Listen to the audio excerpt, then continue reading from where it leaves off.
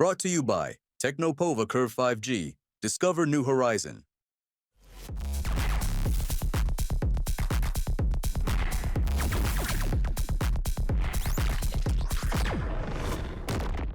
जी, लेकिन एक सवाल ये उठता है कि प्रशांत किशोर की प्रासंगिकता अभी क्या है।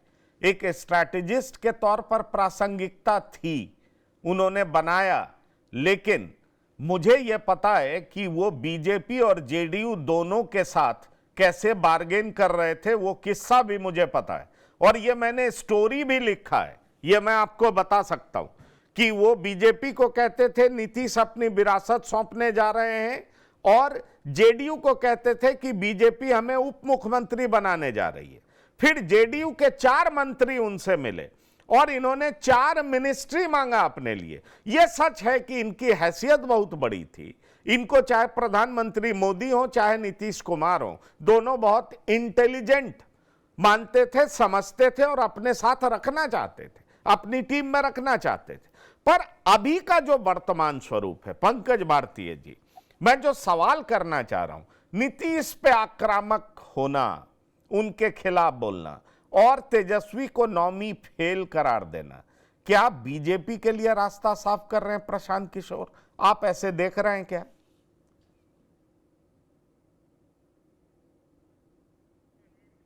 अनम्यूट करिए, अनम्यूट करिए।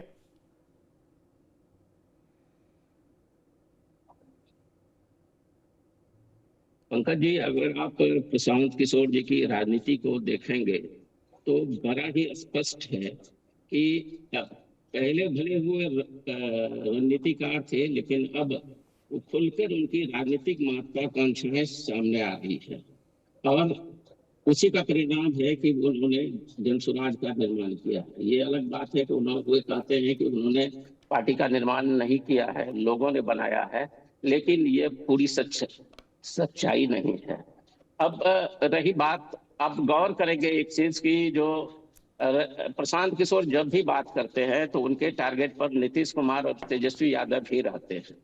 कमोबेश कभी कभार भले वो अगर भाजपा पर निशाना साधते हैं तो वो बिहार की राजनीति तक ही सीमित रहते हैं। जो बिहार के भाजपाई चेहरे हैं उन तक ही सीमित रहता है। कुल मिलाकर हम कहें कि प्रशांत किशोर भाजपा के प्रति सॉफ्ट रहते हैं तो कोई अतिशयोक्ति नहीं होगी।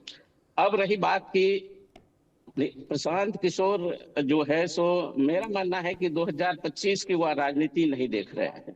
2025 के का जो चुनाव होगा उनके लिए बस यही है कि वो अपना अस्तित्व जो है वो स्थापित करना चाहते हैं, खुद को एक राजनेता के रूप में स्थापित करना चाहते हैं। उनकी जो असली नजर है 2029 और 30 पर होगी।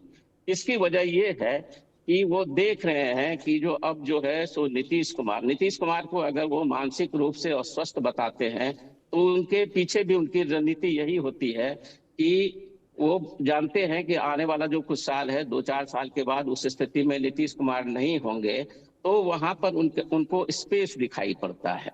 और अगर वो जानते हैं कि आने वाला जो समय है उनका जो राजनीतिक रूप से मुकाबला होगा 29 और 30 में, तो उनके सामने में मैदान में चिराग पासवान और तेजस्वी यादव ही होंगे। इस स्थिति में वो सांकेतिक रूप से अगर वो नौवीं फेल होने की बात करते हैं तो जाहिर सी बात है कि वो इनके रणनीति का हिस्सा है, टारगेट का हिस्सा है। वो नौवीं फेल कह करके तेजस्वी यादव को ललकारते हैं, क्योंकि वो अपना वो प्रतिद्वंदी मानते हैं। तो कुल मिलाकर जो अभी तक की जो स्थिति है, वो जो अभी रणनीति दिखाई दे रही है प्रशांत किशोर जी की, आप गौर करेंगे कि जब शुरुआत में वो आए थे जनसुराज लेकर के तो उन्होंने कहा था कि हम दलित, पिछड़ा और मुस्लिमों की को साथ लेकर चलेंगे, उनको तरजीह देंगे। लेकिन हाल के दिनों में आप उनकी स्ट्रेटजी थोड़ी बदलते हुए देखेंगे।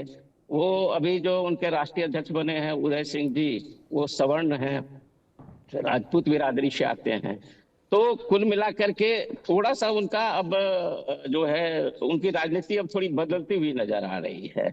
इसमें कोई शक नहीं है कि अभी जो फिलहाल जो उनकी अभी तक रणनीति रही है उसमें वो अगर वो नुकसान पहुंचाएंगे तो सबसे अधिक जदयू और आरजेडी को ही नुकसान पहुंचाएंगे। चलिए। Brought to you by Technopova Curve 5G. Discover new horizon.